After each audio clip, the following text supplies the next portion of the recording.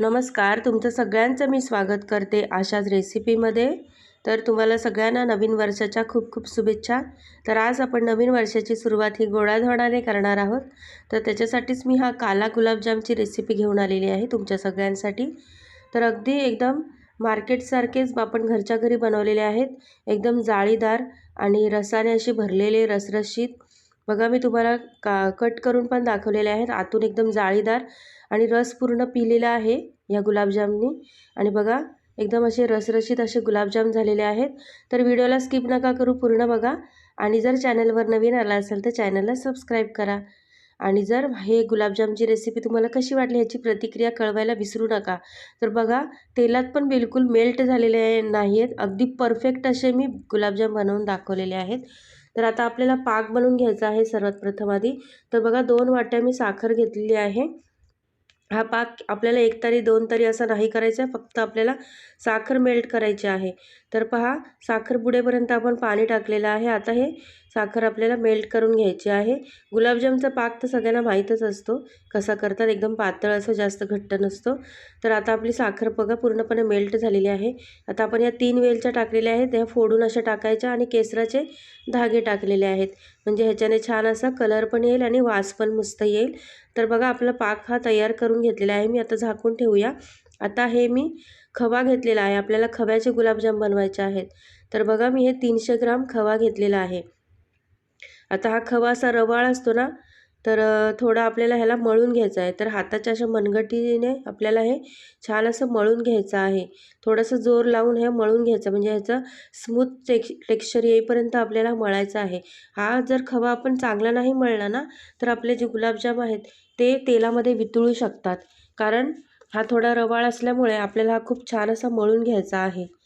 तर बघा मस्त असा क्रीमी टेक्स्चर येईपर्यंत स्मूथ आपण असा हा मळून घेतलेला आहे। बघा मस्त मळतोच आहे, मला हा 15 मिनटं लागले मळून घ्यायला। तर आता खवा मळून घेतलेला आहे। आता आपल्याला ह्याच्यामध्ये पनीर टाकायचं आहे। तर मी 50 ग्राम पनीर घेतलेला आहे। पनीर पण आपल्याला छान असं किसून मस्तपैकी पनीर पण मळून घ्यायचं आहे। पनीर असं जाडसर नाही ठेवायचं। तर पनीर पूर्ण असं क्रीमी टेक्स्चर येईपर्यंत पनीरलाही आपण छान असं मळून घेतलेलं आहे। पहा मस्त असं मळून झालेलं आहे बघा। आता हे पण आपल्याला या खव्यामध्ये मिक्स करून घ्यायचं आहे। आता छान असं हे दोन्ही पदार्थ आपल्याला एकजीव असे मळून घ्यायचे आहेत एकत्र। पूर्णपणे पनीर खव्यामध्ये मिक्स झालं पाहिजे इतपत आपल्याला हे मळून घ्यायचं आहे। तर आता हे छान असं बघा एकदम स्मूथ पीठ झालेलं आहे आपलं। हे बघा एकदम मस्त असं झालेलं आहे। आता हे 2 चमचे मी मैदा घेतलेला आहे। आता हा मैदा पण आपल्याला छान याच्यामध्ये मिक्स करून घ्यायचा आहे। मैद्यामुळे आपले जे गुलाबजाम आहेत ते छान असे गोल गरगरीत होतील, जे तुटणार नाही किंवा ह्याला चिरा वगैरे जाणार नाहीत। त्याच्याकरता आपल्याला हा खवा खूप छान असा मळून घ्यायचा आहे। तर आता हे आपले मळून झालेलं आहे बघा। आपल्याला छान असे गोल गरगरीत आकाराचे गुलाबजामचा शेप द्यायचा आहे हे बघा। आणि ह्याला अजिबात चिरा वगैरे जाऊ द्यायचा नाही, एकदम असं स्मूथ गोल असा बॉल बनवून घ्यायचा आहे आपल्याला। तर हे बघा सगळ्या प्रकारचे मी आता हे बनवून घेते। हे बघा मी असे 2 बनवून दाखवले तुम्हाला, अजिबात याला चिरा वगैरे कुठे गेलेले नाही आहेत। छान असा आपण खवा मळून घेतल्यामुळे मस्त असा गोल गरगरीत गुलाबजाम तयार झालेला आहे। आता आपण हे सगळे मळून घेऊया आणि मस्तपैकी गोल असे आकाराचे गुलाबजाम बनवून घेऊया। हे पहा आपण हे सगळे असे बनवून घेतलेले आहे।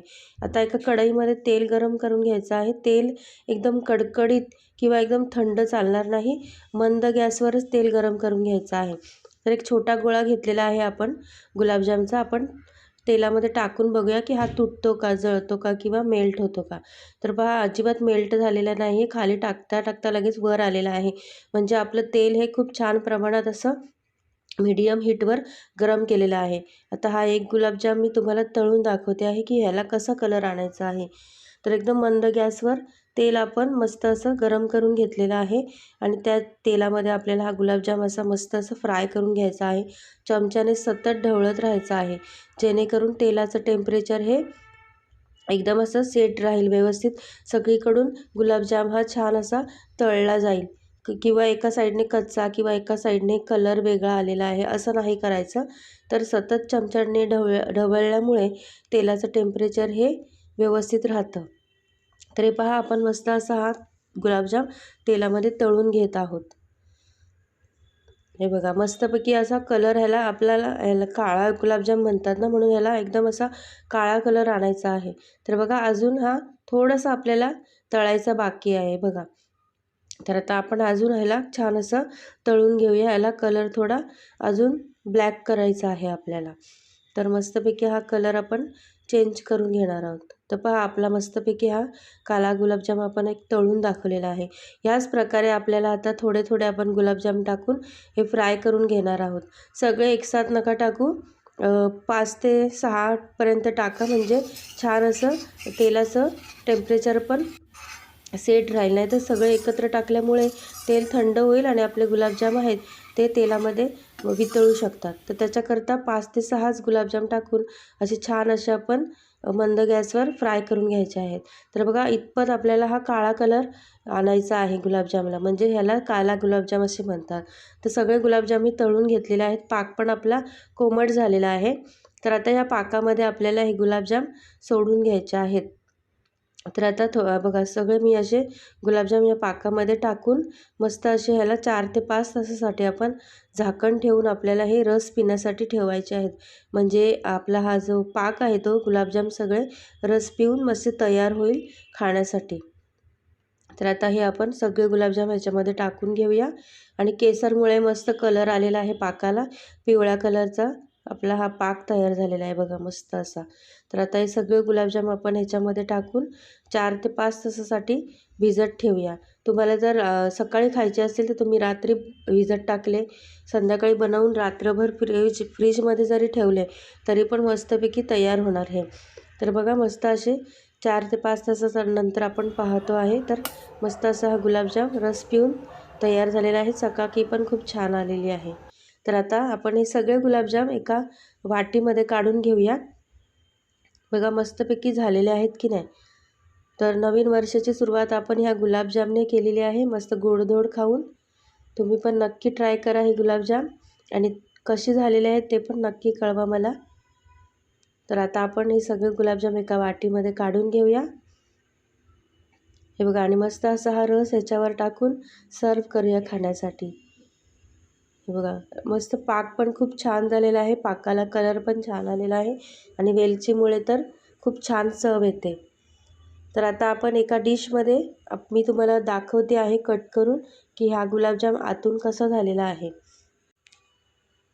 तर हे बघा आपण एका डिशमध्ये घेतलं आणि हे सुरीच्या साहाय्याने किंवा चमच्याच्या साहाय्याने आपण हे कट करून दाखवणार आहोत. तर बघा एकदम स्मूथ आणि आतून असे जाळीदार आणि भरपूर असे रस पिलेले आहेत बघा, रसाळ असे तोंडात टाकताच मेल्ट होणारे असे आपण हे गुलाबजाम बनवून दाखवलेले आहेत. तर तुम्ही हे नक्की घरी बनवून बघा आणि तुमचे गुलाबजाम कसे झालेत हेही नक्की कळवा. आणि व्हिडिओ पूर्ण बघितल्यासाठी तुम्हाला खूप खूप धन्यवाद. तुमच्या सगळ्यांचा आजचा दिवस खूप शुभ जावो. तुम्हाला सगळ्यांना पुन्हा एकदा नवीन वर्षाची शुभेच्छा. श्री स्वामी समर्थ.